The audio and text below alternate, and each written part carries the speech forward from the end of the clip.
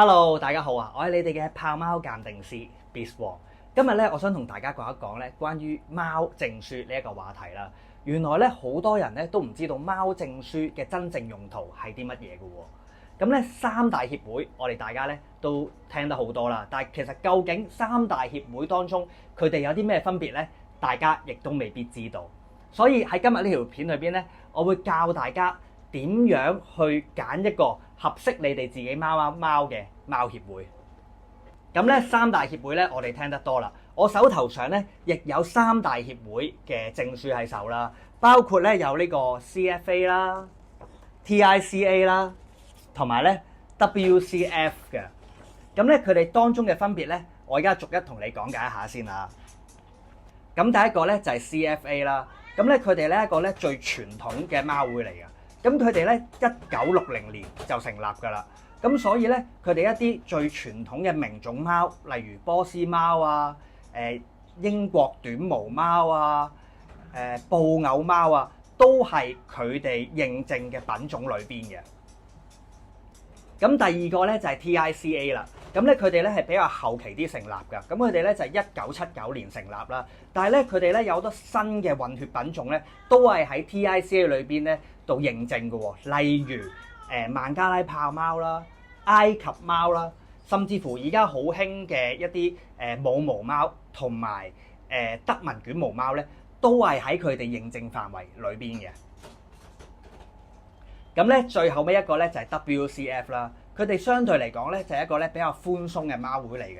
簡單啲嚟講，即係話比較 friendly 啲，因為咧佢哋咧就算係家貓咧，佢哋咧都可以參加比賽嘅。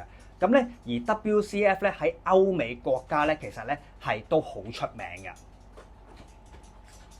咁點解咧有啲貓咧佢會註明咗話送證書啦，而有一啲咧又要花幾千蚊咧去申請一張證書喎？其實咧最主要原因咧就係咧佢哋嗰張證書嘅認受性啦。如果佢送俾你嗰一張咧係一啲2、3線貓協會嘅證書咧，其實咧係一啲認受性都冇嘅，所以佢送俾你咧亦都冇作用。點解有啲證書咧佢哋咧要用幾千蚊去申請咧？個原因咧可能咧佢哋本身個血統咧係一啲冠軍貓嘅血統嚟嘅。咁當你有咗呢個證書嘅時候咧，就可以證明到你嗰隻貓咧係一啲冠軍級嘅血統。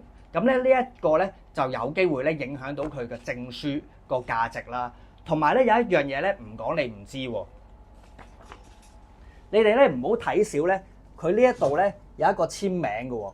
佢呢個簽名咧都會影響到你哋呢一張證書嘅價格嘅喎。原因就係當你呢一個證書原來咧係由協會會長去批核嘅話咧，呢一張證書咧個價值咧又會高啲嘅喎。就好似我身上邊呢一隻黑色嘅孟加拉豹貓為例啦，咁咧我咧就幫佢申請咗咧呢一個咧 TICA 嘅證書嘅。